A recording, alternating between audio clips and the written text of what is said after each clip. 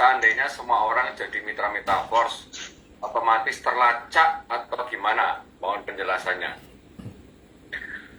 Oke, pertanyaan dari Pak Agustinus, mungkin langsung bisa dijawab Bang Gensi tentang keberadaan pemerintah atau apakah perlu ada pemerintah dalam menangani hal ini supaya kita semua di sini yang pelaku metaverse juga tahu nih bedanya bisnis yang sedang kita kerjakan dan apakah kepentingan pemerintah atau kebijakan di Indonesia. Silakan Bang.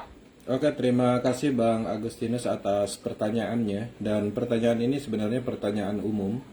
Dan sampai saat ini metaverse itu dikembangkan di ratusan negara. Secara logika artinya pemerintah mengetahui.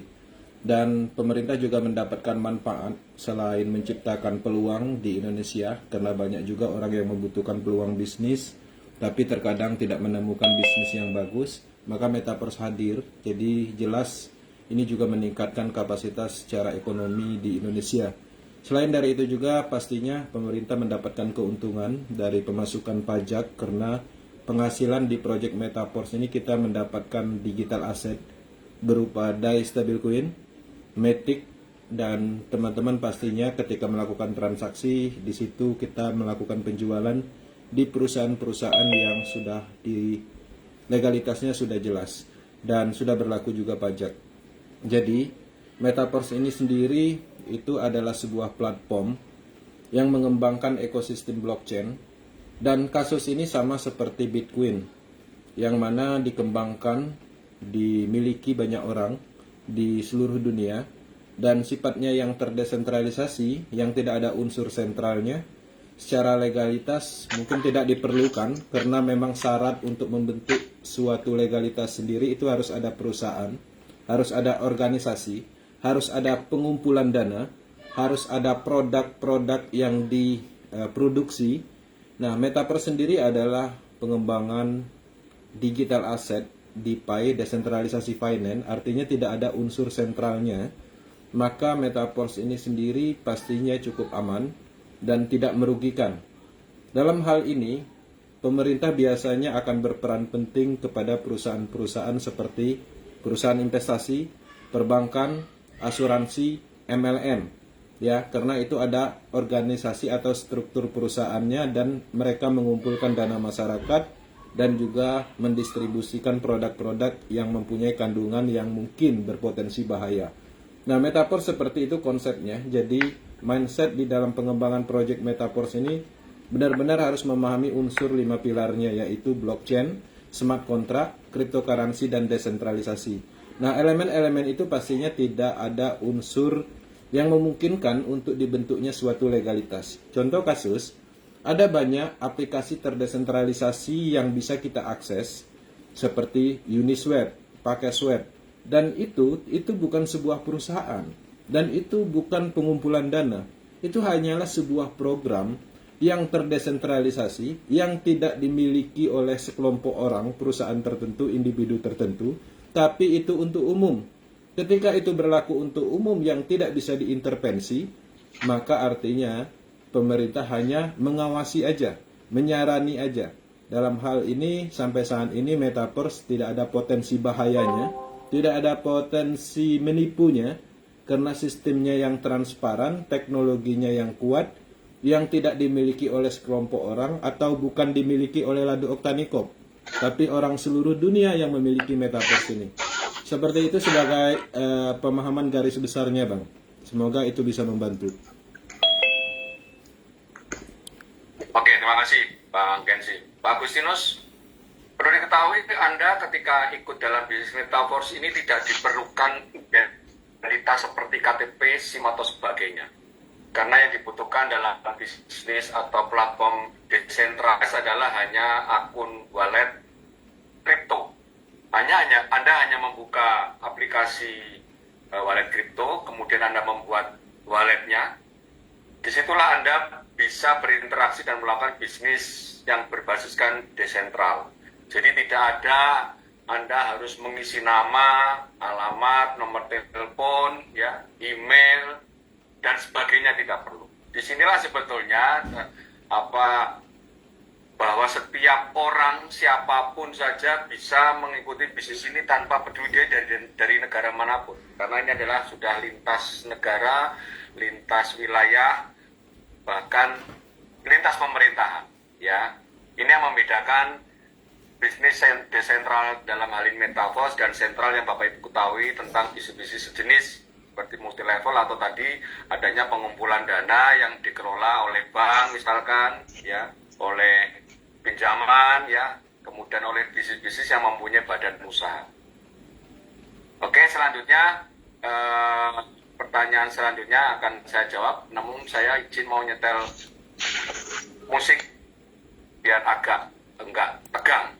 Mungkin moga-moga aja musiknya ini santai ya, bisa kita dengarkan bareng-bareng dan lebih rileks.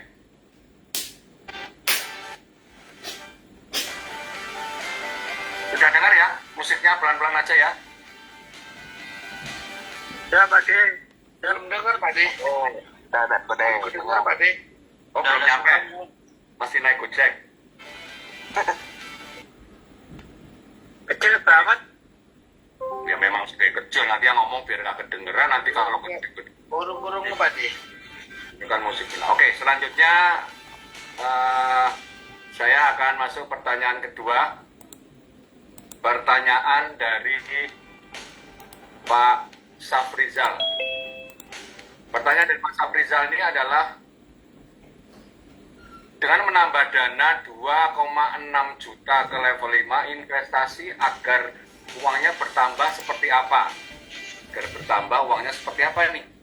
Sudah ngeluarin duit, tapi biar tambah, gimana nih caranya kan gitu? Logikanya kan seperti itu ya biasanya ya. Oke. Saya kasih pemahaman dulu untuk Pak Safrizal.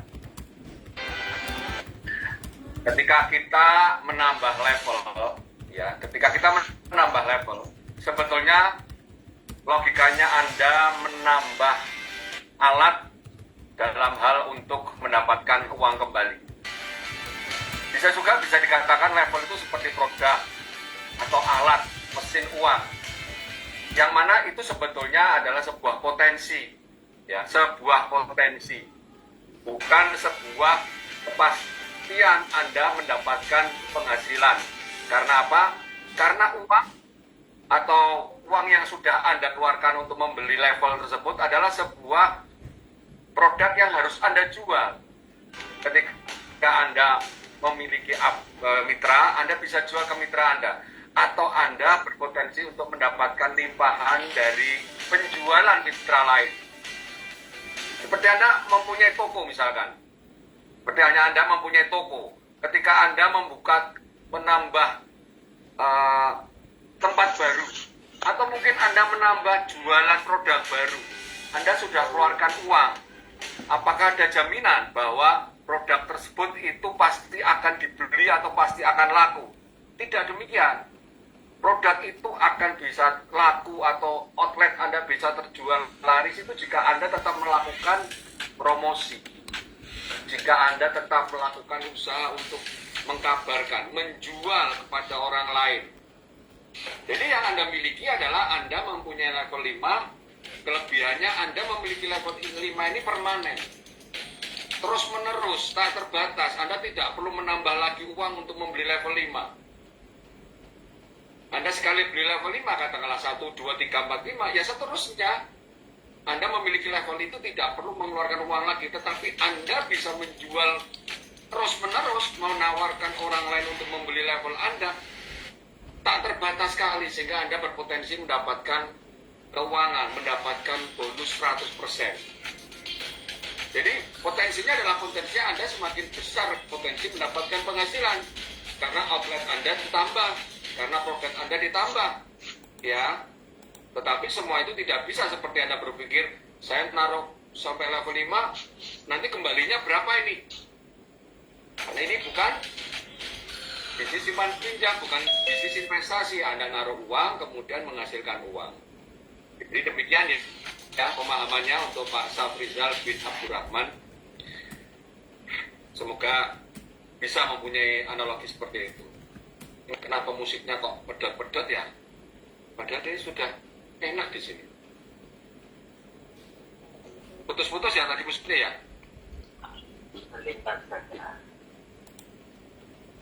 Nggak mau suaranya kencengan suara saya, jadi dia Jelas Pak. jelas. Oke.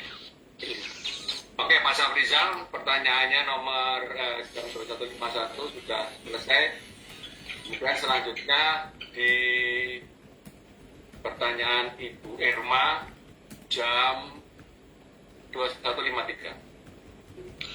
Saat ini saya sudah bergabung di nomor tim.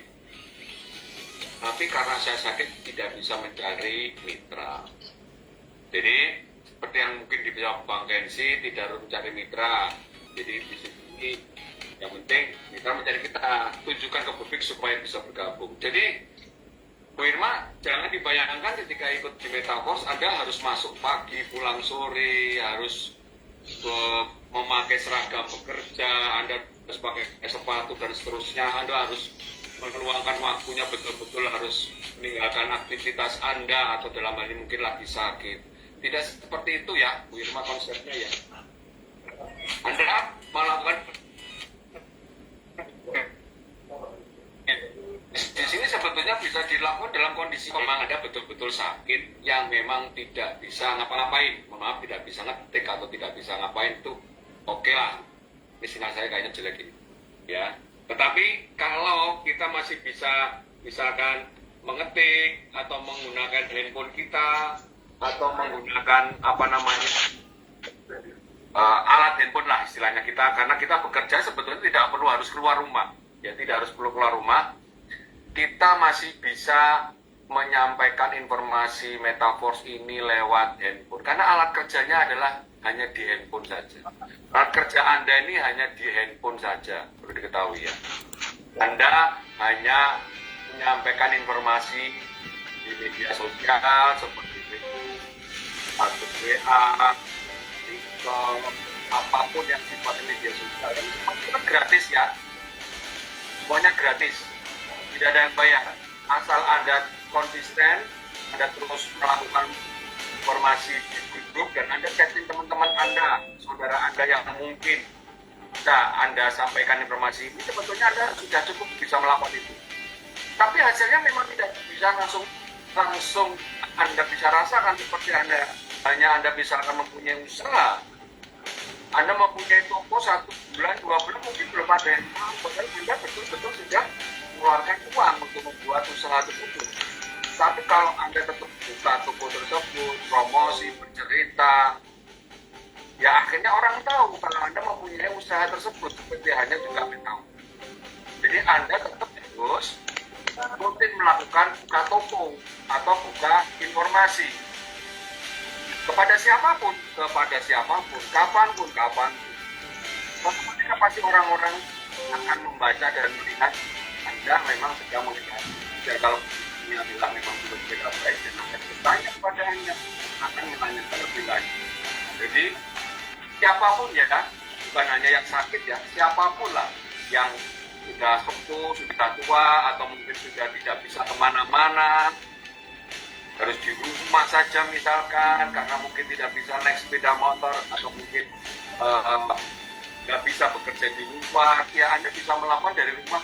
Bahkan tidak harus berpakaian yang rapi, Anda pakai sarung misalkan, pakai kaos seperti saya sekarang. Yang Anda jual adalah informasi, bukan kehadiran Anda dalam hidup ini, tapi informasi yang Anda berikan kepada mereka. Oke ya, Bu Irma, kita informasi penjelasannya cukup kita memberikan kepada siapapun di sini. Intinya jangan takut mencoba. Kalau tidak tahu, ya bertanya yang tahu. Kalau Anda sudah ikut power team, Anda bertanyalah di grup, mendengarkan informasi di grup hasil, dan Anda jangan hapus chat-chat yang ada di grup. Karena informasi yang ada di grup itu adalah informasi yang sebetulnya bermanfaat buat Anda. Tidak hari ini, tidak besok, mungkin lusa, atau minggu depan, atau bulan. Oke, selanjutnya saya akan menjawab pertanyaan dari Pak Pejabat jam 21.55.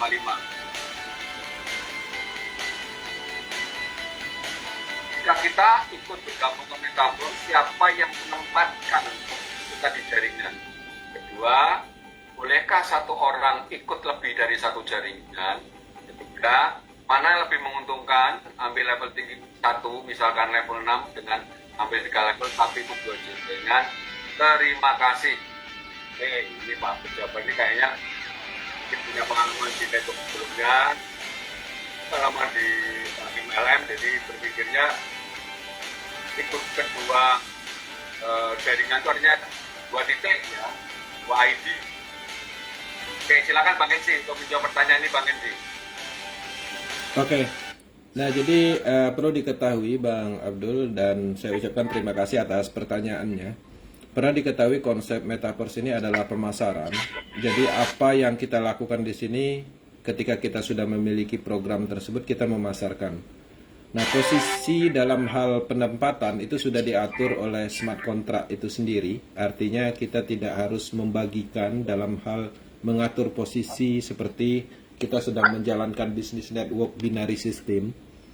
Jadi posisi-posisi tersebut sebenarnya bukan posisi, tapi dalam kategori alokasi untuk kita memasarkan posisi yang kita pasarkan. Dalam hal ini kita memasarkan titik tersebut.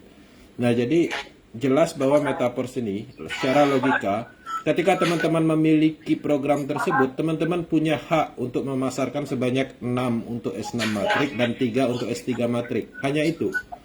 Dalam hal penempatan posisi itu pastinya sudah diatur oleh smart contract. Artinya tidak ada dalam hal siapa yang mengisi dan tidak mengisi, yang mengatur dalam hal posisi tersebut. Teman-teman, contoh kasus ketika teman-teman memasarkan program S6, pertama kali dengan sendirinya dia akan mengisi di titik matrik kosong yang pertama. Ketika pemasaran yang kedua terjadi, dia juga akan mengisi di titik matrik yang kedua. Tapi di sisi lain ada potensi juga orang lain yang mengisi di titik matrik tersebut, orang lain melakukan pemasaran, kemudian orang tersebut mengisi di titik matrik kita. Kenapa bisa seperti itu? Karena strukturnya itu berhubungan. Nah, jadi dalam hal ini kita di dalam hal ini di pertanyaan yang keduanya dalam hal jaringan. Jadi metaverse ini jelas bahwa bisnis pemasaran. Jadi ketika kita memiliki satu akun itu sudah cukup. Yang penting kita melakukan pemasaran, melakukan pengembangan, dan kita belajar apa yang sedang kita lakukan. Nah, jadi tidak harus kita beberapa jaringan, tapi cukup satu, itu sudah bisa dimaksimalkan. Kemudian poin yang ketiga, mana yang lebih menguntungkan, ambil level tinggi di level 6 dengan level 3 tetapi ikut di 2 jaringan. Jadi dalam kasus ini sama, metaverse ini adalah pemasaran. Jadi secara logika kalau kita mempunyai 2 jaringan, artinya kita mempunyai 2 produk yang sama. Buat apa? Karena dalam hal pemasaran sendiri kita memasarkan S6 matrik, ya artinya kita memasarkan 1 kali. Kecuali dalam kategori di sini, teman-teman mempunyai beberapa akun dalam kategori akun, tapi dikembangkan oleh timnya, itu bisa. Tapi kalau sampai beberapa orang mempunyai banyak akun, itu juga tidak akan maksimal. Karena secara pemasaran itu sendiri, itu tidak bisa fokus. Itu yang pertama. Terus yang kedua, lebih banyak biaya dalam hal pembelian levelnya. Dan pastinya setiap tim, setiap jaringan itu mempunyai strategi dan edukasi yang pastinya yang bisa diandalkan. Jadi harapannya teman-teman memahami bahwa ini adalah bisnis. Jadi bukan seperti kita spekulasi seperti itu, masuk ke jaringan si A, si B, berharap dapat limpahan, bukan seperti itu konsepnya, tapi lebih ke pengembangan bisnis. Oke, Bang Aris, silakan ditambahkan. Ya, jadi di sini itu sebetulnya yang paling penting atau fokusnya itu adalah memperbanyak level dalam cukup 1 ID. Jadi jangan berpikir bahwa di metaverse ini bisa dibuat istilahnya kalau orang network marketing atau multilevel adalah tusuk sate. Anda membuat sebuah jaringan adalah ID-nya Anda sendiri. Anda ID 1, kemudian nanti di bawahnya punya Anda, dan mungkin di bawahnya punya Anda ada 3 ID. Jadi prinsip seperti itu sangat tidak berlaku dan tidak efisien, bahkan merugikan Anda sendiri. Karena apa? Karena di sini sebetulnya pembelian level itu hanya sekali saja. Kalau mungkin di multi level yang lain itu bisa pembelian produk atau level itu bisa berkali-kali bahkan setiap bulan, tetapi di sini hanya satu kali. Ya, jadi sebetulnya tidak ada manfaat. Mungkin akan terasa ketika hanya di awal putaran saja Anda mendapatkan bonus yang sebetulnya uang Anda sendiri. Sudah. Anda punya ID 2, di mana ID 2 itu di bawahnya ID 1, Anda ID 1 dapat bonus dari ID 2. Iya, pada saat ID 2 beli level. Tapi beli level kan nggak setiap bulan, hanya sekali. Jadi sebaiknya dan berdasarkan pengalaman, Anda cukup membeli satu ID, tetapi Anda mempunyai banyak level. Level yang Anda miliki sampai level 12 pun itu tidak Anda beli berkali-kali. Anda cukup beli sekali saja sebetulnya level 1 sampai 12. Tapi Anda jual berkali-kali, ya. Sampaikan ke orang berkali, ya, agar orang jual. Ya. Dan ketika Anda mempunyai level yang mempunyai S6, kecuali orang yang kecuali mitra Anda yang beli sendiri, itu Anda berpotensi mendapat limpahan dari mitra lain. Mitra lain yang melakukan transaksi, tapi bonusnya masuk ke Anda. Itu namanya bonus limpahan. Dan Anda tidak tahu mitra lain itu siapa. Bisa jadi dari mitra Anda langsung yang jualan, atau kedalaman mitra Anda yang jualan. Itulah terjadilah bonus kepada Anda. Karena apa? Setiap mitra Anda mempunyai siklusnya penuh satu putaran, Anda mesti mendapatkan 100%. Itulah kenapa di matrik S6, titik ke-6-nya diberikan kepada sponsor. Dalam hal ini adalah Anda sebagai sponsor dari mitra Anda. Kalau di matrik S3, ketika mitra Anda sudah penuh 3 titiknya di matrik S3, Anda dapat 100% dari mitra Anda. Demikian juga mitra Anda juga demikian kepada mitranya. Setiap 6 titik di level di matrik S6 dan 3 titik di matrik S3 itu penuh, pasti akan memberikan bonus 100% yang berulang kepada sponsor. Jadi sebetulnya terpenting adalah tingkatkan level Anda tinggi dan perbanyak mitra Anda. Cukup. Nggak usah banyak ID. Karena setiap ID membutuhkan level. Double-double duit Anda habisnya. Hasilnya tidak maksimal dan bahkan malah rugi. Anda akan bingung mau ditaruh di mana nih kalau orang mau join. Karena setiap ID mempunyai link referral yang berbeda-beda. Dan penentuan titik itu karena apa? Karena jaring link referral itulah menentukan siapa sponsor dan siapa yang disponsori. Tidak ada istilah upline dan downline sebetulnya di Metaverse, karena downline atau bawahan atau yang disponsori itu bisa jadi bonusnya lebih besar dari yang upline-nya atau yang mensponsori. Jadi tidak ada kata bawahan atau downline itu selalu bonusnya lebih kecil dari atasan. Tidak, di Metaverse hal itu dirubah. Hal itu berbeda, karena di Metaverse orang yang join duluan tidak ada jaminan dia lebih banyak bonusnya dibanding orang yang join kemudian. Ya, nggak ada istilah itu. Jadi meskipun Anda baru join 1 bulan yang lalu, tetapi Anda aktif menjual, Anda aktif mempunyai mitra, ya Anda bonusnya bisa lebih besar dengan orang yang mengajak Anda, dengan sponsor Anda. Itu ya, untuk penjelasannya. Oke, mungkin Bang Aris tambahan sedikit ya, karena saya melihat kesimpulan dari pertanyaan Bang Abdul Jabar ini strategi penerapan di dalam bisnis jaringan network tradisional. Jadi maksudnya begini. Di dalam pengembangan bisnis network seperti MLM yang mempunyai sistem binari, itu saya juga memahami konsep ini. Jadi ketika kita bergabung di dalam suatu sistem binari, biasanya minimum kita membuka akun itu 3. Ya, di atasnya 1, kemudian kiri kanan itu 2. Itu tujuannya apa? Ada tujuannya, itu adalah strategi untuk memaksimalkan bonus dari pendapatan matching, biasanya seperti itu, atau bonus pasangan. Nah, itu berlakunya di ilmu dalam hal pemasaran yang terjadi di sistem binari. Nah, karena Metaverse ini adalah sistem terbaru, yaitu matrix system, pada logikanya adalah pemasaran langsung, maka ilmu tersebut tidak bisa diterapkan. Bahkan itu merugikan. Merugikan dari sisi fokus kita hilang, kemudian dari sisi pendanaan juga modalnya terlalu besar, dan intinya lebih banyak mudaratnya daripada manfaat. Itu yang perlu diketahui bersama-sama. Oke Bang Haris.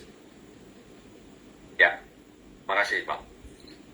Oke, selanjutnya menjawab pertanyaan yang selanjutnya.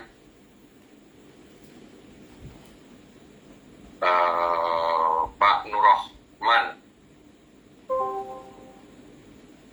dalam bisnis metaverse ada istilah mining coin, apa tidak ya? Saya pernah ikut Bitcoin, tapi ada kasus owner perkara hukum sampai sekarang nggak ada kejelasan lagi. Ya, ini kayaknya sudah pernah belajar tentang mining Bitcoin, kemudian di metaverse apakah ada istilah mining dan bedanya apa dengan mining yang Bitcoin, dan kenapa di mining coin di metaverse ini lebih fair, lebih aman, lebih adil ya ketimbang yang pernah ada. Silakan Bang Ensi. Oke Bang Haris, Bang Nurman, terima kasih atas pertanyaannya. Jadi dalam kasus ini mining Bitcoin itu sebenarnya seharusnya tidak ada dalam hal perkara hukum. Itu perlu diketahui. Ketika teman-teman memahami bahwa mining yang sebenarnya itu seperti apa. Mining itu artinya kita menambang. Nah, untuk Bitcoin sendiri, untuk menambangnya perlu yang namanya alat, ya, CPU modifikasi. Bahkan ada banyak mesin yang bisa kita beli di marketplace untuk menambang Bitcoin tersebut. Tapi sayangnya kata mining itu dimanfaatkan oleh penipu, yang mana kata mining itu sendiri semacam seolah-olah kita berinvestasi. Jadi ada project mining, fisik mesinnya itu nggak ada, tapi dia berani mengatakan bahwa dia sedang melakukan mining. Dengan alasan itu dia bisa mengumpulkan dana masyarakat. Nah disitulah sebenarnya ilmu pengetahuan tentang teknologi blockchain itu diperlukan. Nah selain dari kita terhindar dari yang namanya penipuan di dalam dunia kripto, kita juga memahami bahwa mining yang sebenarnya seperti apa. Nah itu yang pertama. Kemudian di metaverse ini ada juga mining, ya, karena metaverse ini adalah ekosistem. Kalau biasanya project itu hanya mengembangkan satu sisi aja, misalnya ada project kripto, ya dia ngembangin kripto aja. Ada project NFT, dia ngembangin NFT aja misalnya, seperti itu. Jadi bukan ekosistemnya. Nah, sedangkan metaverse ini mengembangkan ekosistem secara keseluruhan. Artinya semua produk yang berhubungan dengan blockchain itu ada, Bang. Termasuk mining. Nah, program mining ini akan diimplementasikan di Forscoin. Tapi mining yang sebenarnya, yang menggunakan program atau mesin di dalam smart contract, yang mana kita mengalokasikan sejumlah dana kita berupa Forscoin dan kita akan menghasilkan berupa passive income, yang mana sudah diatur. Dalam hal ini sudah menggunakan smart contract program. Jadi bukan manual. Bukan kita nyetor dana kemudian nanti kita dikirim pembagian investasinya dari wallet individu seperti itu. Nah, jadi seperti itu sebagai informasi bahwa terkadang itu mining itu sendiri dijadikan ya semacam kalimat untuk promosi, menarik dana masyarakat. Dan dengan adanya kemampuan kita memahami bahwa mining yang sebenarnya seperti apa, maka seharusnya kita tidak tertarik dengan hal itu. Dan kita terhindar dari yang namanya penipuan. Seperti itu, Bang. Oke, ya. Jadi mining di kita itu dengan smart contract ya, bukan dengan alat. Artinya dan mining di metaverse ini bukan tidak bisa dimanipulasi orang-orang yang memang punya uang banyak. Karena memang siapapun diperlakukan sama. Bahkan misalnya dukun juga sama, dia juga melakukan mining di metaverse itu tidak bisa dengan mentang-mentang dia yang punya, terus dia bisa menghasilkan mining coin yang banyak. Karena semua diperlakukan sama, karena pengenal dari keikutsertaan kita di metaverse adalah ID Anda. ID Anda tidak perlu tahu dia Anda siapa, yang penting ketika dia punya ID dan punya syarat untuk bisa memining, ya diperlakukan sama. Jadi supaya itu ketahui kenapa, ya itulah hebatan smart contract ketika program itu dibuat dan ketika program itu berjalan, manusia sudah tidak bisa mengotak-atik lagi. Kita sendiri sudah tidak bisa menginterferensi karena dia berjalan full automatic ya, tidak bisa diakalin lagi terus-menerus seperti itu. Dan real time ya, tidak bisa dijeda, tidak bisa di program itu nggak bisa dimodifikasi kalau sudah jadi. Oke, baik. Pertanyaan selanjutnya untuk Pak Norma sudah kita jawab. Menunggu punya mitra, tidak punya mitra pun boleh. Tapi ingat, ini bukan investasi.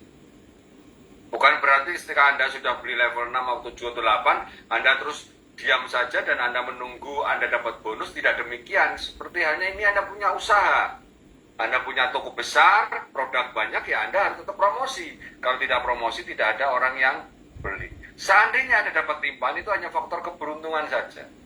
Jadi keberuntungan tidak bisa masuk di dalam sebuah janji. Keberuntungan itu ada ya keberuntungan, tapi dalam pembelian level yang pasti Anda punya potensi. Anda punya potensi untuk dapat limpahan dan Anda punya potensi untuk menjual untuk mendapatkan harga yang sama, yaitu harganya 100%. Itu ya untuk Pak Arsyad Jalil Zebua. Selanjutnya untuk pertanyaan dari Pak Abdul Jabar lagi, sejauh mana kita dapat limpahan seandainya kita tidak bisa memasarkan sendiri. Dalam mendapat limpahan ini, Pak Abdul Jabar, itu tidak ada yang tahu. Kalau yang ada yang tahu, ya orang beli level yang ada limpahannya. Tidak ada istilah limpahan. Limpahan itu keberuntungan, bejo-bejan. Ya, sehingga kalau ada orang yang aktif jarang dapat limpahan, ada. Ada orang tidak aktif sering dapat limpahan, ada. Ada orang yang aktif tapi juga banyak limpahan, ada. Jadi faktor limpahan itu tidak bisa diprediksi. Yang pasti Anda semakin Anda punya banyak mitra, semakin besar limpahan yang Anda dapatkan. Kok bisa begitu, Pak De? Ya. Karena limpahan itu bisa didapatkan dari penjualan mitra Anda. Mungkin sekarang yang jualan Anda sendiri, salesnya Anda, yang punya bisnis Anda harus jual ke A, ke B, ke C langsung, iya, Anda dapat. Tapi kalau Anda tidak punya, dan saat ini mungkin Anda tidak menjual, tetapi mitra Anda punya mitra, dan mitra Anda bisa menjual, itu bisa memberikan limpahan kepada Anda, padahal Anda tidak sedang menjual. Yang menjual adalah mitra Anda. Logikanya semakin Anda punya banyak mitra, semakin besar potensi limpahannya, itu yang pasti. Makanya kalau teman-teman di sini sudah punya banyak mitra, tidak setiap hari jualan, tidak setiap hari promosi, kok dapat bonus? Iya, karena bonus itu didapatkan dari penjualan mitranya.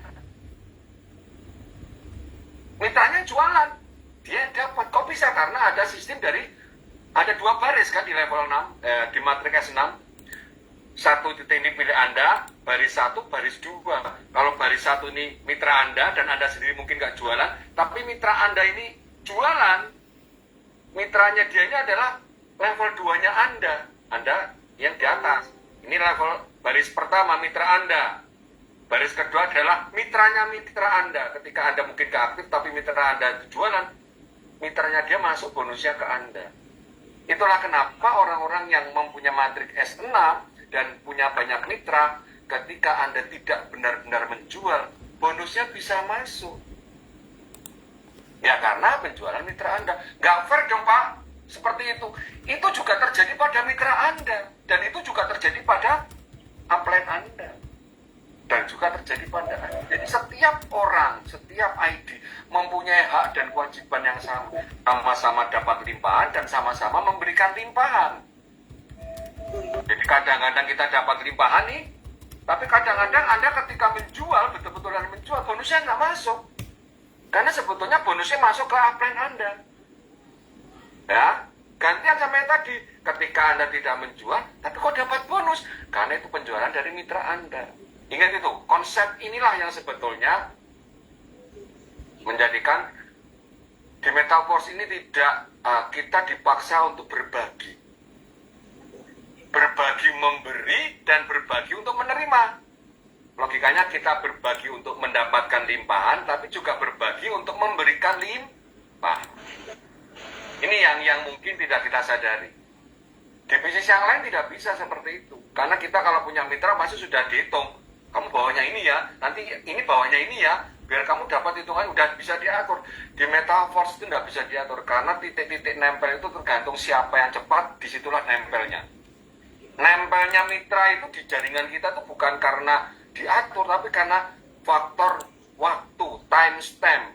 Kapan dia bergabung, kapan dia membeli level, disitulah titiknya ditempelkan. Dan disitulah keberuntungan Anda mungkin bisa dapat limpahan dan bisa juga Anda memberikan limpahan.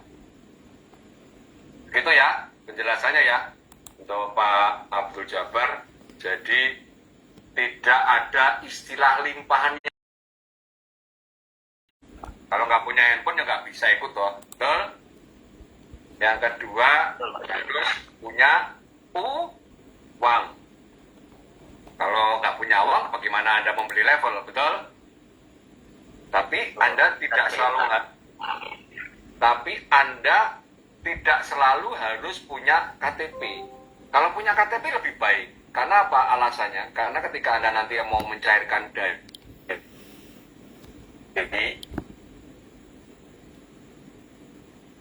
atau bonusnya dari aplikasi Pintu atau toko kripto atau Indodax ya, di mana aplikasi itu membutuhkan identitas Anda. Selama itu memang bisa digantikan dengan cara Anda menjual ke mitra lain, dijual kepada calon mitra, sebetulnya Anda nggak butuh KTP karena Anda bisa menjual dai Anda kepada calon mitra Anda.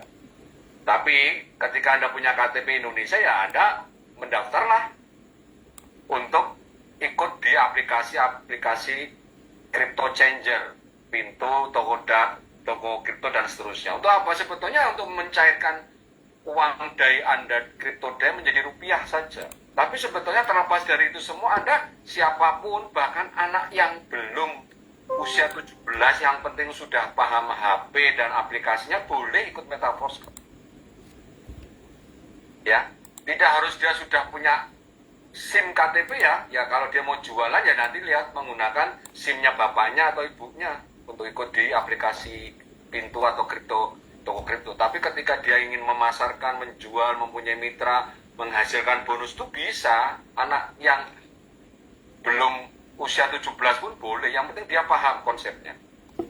Jadi siapapun tidak dihalang-halangi untuk mengikuti bisnis ini, asal punya handphonenya juga ada sinyalnya di tempat berada, ada uangnya dan mau belajar, insya Allah pasti Anda bisa mengikuti Metaverse ini. Begitu ya Pak Ramli. Ya ini kok suaramu kok kerok ini gitu. Malaysia Pak De. Oh Malaysia banyak mitra kita di Malaysia. Aplen kue orang Malaysia kok. Alhamdulillah. Aplen kue orang Malaysia tapi ya WNI, warga negara Malaysia. Ya Anda bisa tetap melakukan menjual kripto Anda dengan aplikasi Pintu, asal Anda menggunakan KTP yang berlaku di Indonesia nggak apa-apa juga, nggak masalah ya. Dengan KTP yang masih bermasalah, jadi nanti nggak terkoneksi. Karena apa, data yang dikonfirmasi di KIJ-nya Pintu atau toko kripto itu yang benar, KTP online lah kalau bilang. Kalau KTP yang belum benar di Dukcapil ya harus diurus. Itu ya Pak Ramli. Selanjutnya ada pertanyaannya, mana kok hilang ya? Bagaimana cara naikkan level 3, 4, dan 5 dari Pak Kristo Blasin? Ya ini sudah dijawab. Ya bisa didapatkan, ya intinya untuk menaikkan level tadi saya bilang tidak perlu punya mitra dulu, boleh asal ya ada dananya untuk membeli level tersebut. Dana dari level itu bisa dari bonus, dari level 1, 2 dapat bonusnya kan masuk ke wallet. Ketika bonusnya masuk ke wallet, Anda bisa untuk menaikkan level 3, 4, dan 5. Jadi itu. Jadi sarannya ya ada duitnya. Ada duit di wallet Anda. Asal ada duitnya, Anda bisa menaikkan level berapapun kok. perkara duit itu asalnya dari bonus atau dari jual tanah, ya intinya itu ada duitnya. Tapi duitnya bukan rupiah, yang dibalik itu berupa nilai, ya. Itu Pak Kristo jawaban saya. Oke, sebentar. 22 15. 15. Ya, jadi di sini ada pertanyaan dari Power Team ya. Siapa Power Team? Tidak tahu lah, itu nama aliasan. Ya, jadi kita melihat Porsche Queen ini kan di fase peluncuran atau listing di market bebas. Tapi standar peluncuran itu sendiri harus terpenuhi dulu, harus melewati beberapa fase termasuk dari transaksi peer-to-peer di internal Universe, kemudian dilanjutkan dengan metode pesting. Nah, dalam hal ini pastinya semuanya itu ada tujuannya, dan itu adalah standar peluncuran kripto, yang mana tujuannya adalah untuk pemerataan, peningkatan dalam hal tokenomiknya, dan juga untuk mempersiapkan dari sisi ekosistemnya. Pesting secara logika, orang-orang yang memiliki Porsche Queen dan orang-orang yang minim informasi dan tidak bisa melihat masa depan Porsche Queen, dia akan menjual. Dan di luaran sana akan banyak yang menampung, dan orang-orang yang menampung itu adalah holder, orang-orang yang mengerti tentang proyek ini. Artinya potensial Porsche Queen itu akan berpindah dari satu orang ke beberapa orang, dan sifatnya akan menyebar, dan pada akhirnya akan memiliki banyak address wallet kepemilikan, dan itu merupakan pembentukan dari komunitas itu juga. Dan di sisi lain itu adalah untuk pembentukan keseimbangan. Jadi metode pesting cukup akurasinya cukup baik dalam hal mempertahankan value atau nilai untuk jangka panjang, karena sudah terbukti di beberapa proyek yang sudah dikembangkan sampai saat ini di 100 besar kripto rata-rata menggunakan metode pesting. Oke. Untuk harga sendiri saat ini di fase pesting itu harganya 2,78, dan harga itu diambil dari harga multi mining di harga terakhir yang dari 0,25 naik menjadi 2,78. Nah, dalam kasus ini ketika Porsche Queen ini digunakan di seluruh ekosistem, secara logika itu akan berpotensi harganya akan tinggi. Kemudian kenapa harganya akan tinggi? Karena secara logika akan terjadi hukum supply dan demand. Supply-nya terbatas, kemudian kepemilikan atau fungsionalnya meningkat. Jadi akan terjadi transaksi seperti itu. Dengan sendirinya karena total supply-nya terbatas, karena fungsionalnya banyak, maka harganya akan mau nggak mau akan tinggi. Nah, salah satu karakter cryptocurrency itu akan bernilai, pertama itu komunitasnya kuat. Nah, sedangkan Porsche Queen ini komunitasnya tersebar di ratusan negara, yang mana terdiri hampir 2 juta orang. Jadi kapasitas kekuatan komunitasnya itu sudah cukup dibandingkan proyek-proyek pada umumnya, apalagi proyek lokal yang selama ini kita temuin. Itu yang pertama. Terus yang kedua, secara tokenomik atau ekonomi di dalam nilai dari suatu kripto itu sendiri terpenuhi. Porsche Coin ini akan digunakan di seluruh ekosistem yang dikembangkan di dalam Metaverse ini. Juga akan digunakan sebagai alat transaksi pemasaran yang ada di Universe. Kedepannya juga akan terjadi di marketplace, bahkan sudah diimplementasikan. Dan juga akan terjadi di pemasaran tekstil, kemudian Metaverse, game blockchain, dan banyak lagi. Dan pastinya itu semua adalah value-nya atau nilainya. Masalah harga, itu akan naiknya kapan, itu kita hanya bisa memprediksi. Pada prinsipnya ketika semua ekosistem itu bergerak dalam hal difungsionalkan, maka potensial dia akan naik pada saat itu. Nah, ini harganya akan naik itu tergantung dari ekosistemnya. Apakah ekosistem itu bisa diluncurkan dalam waktu dekat ini, maka dia akan naik lebih cepat. Seperti itu pemahamannya yang perlu diketahui. Jadi bukan berarti token itu dimarketkan, dilistingkan, harganya akan tinggi. Tidak, ketahanannya bukan di situ. Ketahanannya adalah di tokenomiknya atau fungsionalnya, fundamentalnya di situ. Nah, jadi dalam hal ini teman-teman, ketika karakternya memenuhi, Porsche Coin ini layak untuk dipertahankan. Nah, jadi kita memahaminya itu bukan dari sisi kapannya, tapi dari sisi potensialnya atau nilai ekonomi yang terkandung di dalam Porsche itu. Itulah kenapa banyak orang melihat Porsche ini adalah aset masa depan. Seperti itu, Bang. Semoga bisa dipahami. Kalau sudah dipahami, bisa dipahami, Pak. Makasih banget. Oke, selanjutnya pertanyaan dari Sukmawati jam 22.13. Yang pasti kapan di listing dan diberikan per koin berapa dolar saat isu pasar bebas ya, itu tadi harganya tidak terbatas ya, betul. Jadi kita nggak usah nanya itunya, tetapi kita ikuti prosesnya dulu. Kita ikuti prosesnya dulu, karena memang ketika kita berpikir bahwa ini adalah sebuah proses yang memang harus kita lewati, ya mau tidak mau, kita nanti akan tahu nih, mulai dari berapa nilainya dan sampai berapa kita nanti akan mendapatkannya, kita tahu sejarahnya. Ya, mungkin dari yang baru-baru ikut di Metaverse ya berpikirnya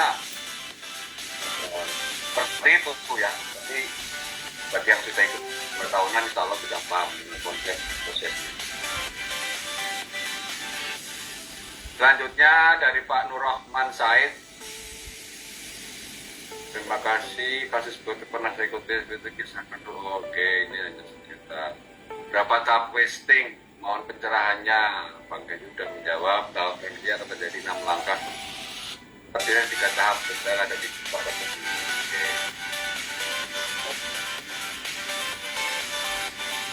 Pertanyaannya juga ngerti nih Pak Ramli.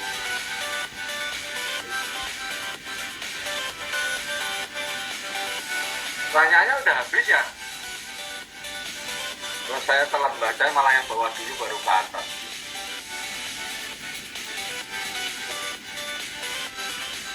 Betul ya, udah habis ya? Mungkin teman-teman yang lain bisa bantu chat. Di chat. Habis ya. Oke Pak Nur Rahman, kapan lagi ada Zoom seperti ini? Zoom ini diadakan setiap hari Minggu malam. Dan ini sudah hampir 2 tahun untuk Metaverse dan 2 tahun yang sebelumnya Metaverse. Jadi mungkin sudah hampir 4 tahunan ya kita mengadakan Zoom malam Senin jam 8. Kalau di musim di Lebaran dan di Ramadan kita di jam 9 malam. Oke, jadi Zoom ini adalah suatu cara untuk kita mendekatkan di sini untuk bertatap muka, langsung bertemu wajah, ya tahu nih wajahnya Pak Kenzi seperti ini, saya seperti ini, upline saya namanya Pak Hermanto, Pak Sukmaji, siapapun yang bergabung di sini tahu. Dan semua yang ikut di Zoom ini yang sudah member pastinya ikut di WAG Edukasi. Bagi teman-teman yang belum bergabung, belum punya hak untuk masuk ke grup edukasi, WAG Edukasi, tapi masih di grup calon mitra yang dikelola oleh masing-masing sponsor. Masing-masing mitra mempunyai grup WAG calon mitra. Bagi yang sudah menjadi mitra Power Team atau mitra Metaverse, Anda boleh masuk ke grup edukasi yang dikelola oleh kami, dibina oleh Bang Ezi dan saya, dan leader yang lain. Artinya, belajarnya tidak berhenti hanya di Zoom saja. Anda masih boleh dan harus mau belajar di grup WAG, grup Telegram, ada di YouTube ya, ada di banyak media sosial yang lain. Anda silahkan belajar di sana. Tetapi dengan adanya Zoom meeting malam hari ini dan setiap malam Senin, itu membuat kita semakin akrab, semakin kenal bahwa sebenarnya memang ini bukan bisnis yang sekedarnya saja. Ini bukan bisnis yang ya hanya sekedar buat isi waktu luang lah, atau bisnis yang iseng-iseng saja. Bukan seperti itu ya. Ini bisnis yang memang dikerjakan secara serius oleh siapapun, oleh Mr. Lado sebagai developer dan timnya, dan boleh dikerjakan oleh siapapun yang mempunyai syarat-syarat tadi. Mempunyai handphone, mempunyai dana, dan yang penting adalah mempunyai kemauan untuk merubah hidupnya dalam kondisi apapun ya. Mau jadi karyawan, mau bekerja tapi kurang penghasilannya, mau jadi pedagang, mau pengusaha, mau pegawai negeri, TNI, ABRI, ataupun menjadi pensiunan, siapapun boleh dan siapapun bisa mengerjakan karena semua di sini diajarkan. Bapak Ibu sekalian, saya dulu juga tidak tahu apa-apa, sama seperti Bapak Ibu sekalian, nol besar. Saya ngerti cryptocurrency, ngerti blockchain ya karena ikut Metaverse. Saya ngerti namanya mining ya karena Metaverse. Mungkin banyak orang berpikir awalnya tidak tahu apa-apa, tapi setelah belajar ikut Metaverse jadi tahu teknologi tentang blockchain dan ekosistemnya. Sama persis dengan saya dulu Bapak Ibu sekalian. Jadi jangan khawatir karena yang menjadi ketakutan itu sebetulnya bukan kaminya atau ilmunya atau edukasi, tapi diri Anda sendiri. Takut ditolak, takut dikolok-olok orang, takut dijelek-jelekin orang, takut dikatakan bisnis yang ngajak-ngajak orang atau bisnis yang bodoh menipu orang. Itu sebetulnya ketakutan Anda sendiri. Ya. Itulah menjadikan Anda tidak berani, tidak mau menceritakan hal ini. Tetapi ya pastinya ada beberapa orang yang memang jadi penonton. Ada beberapa orang yang memang ditakdirkan untuk memang dia menjadi penonton saja. Bahkan sampai sekarang pun saya masih punya teman yang dulu setahun 2 tahun saya prospek tidak join-join, ya hanya menonton saja. Dan itu tidak jadi masalah buat saya. Penonton ya jadi penonton.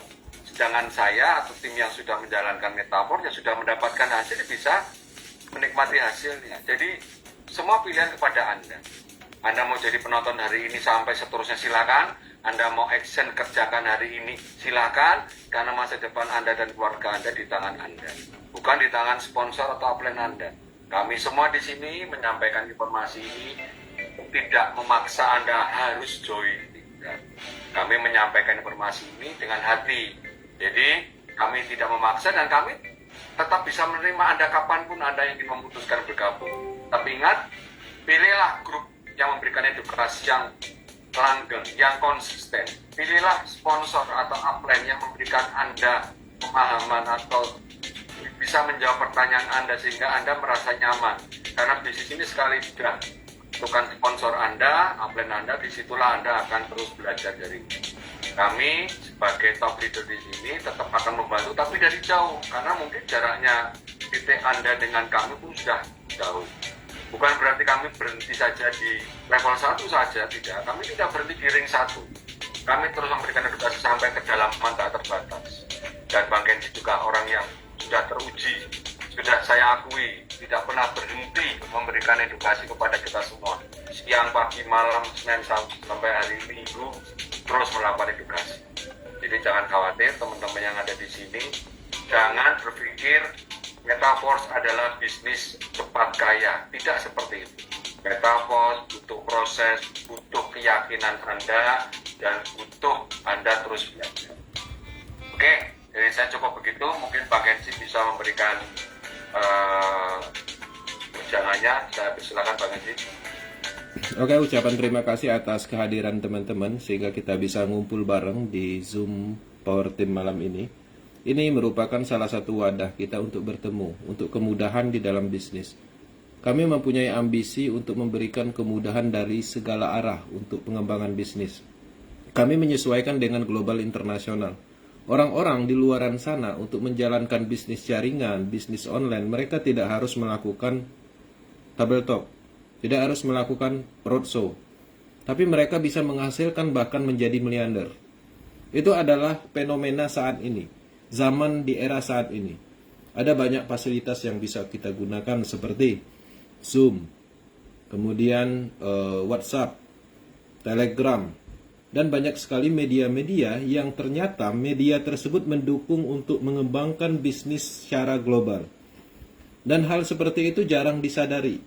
Orang tahunya berbisnis itu harus seminar. Orang tahunya berbisnis itu harus ada pertemuan.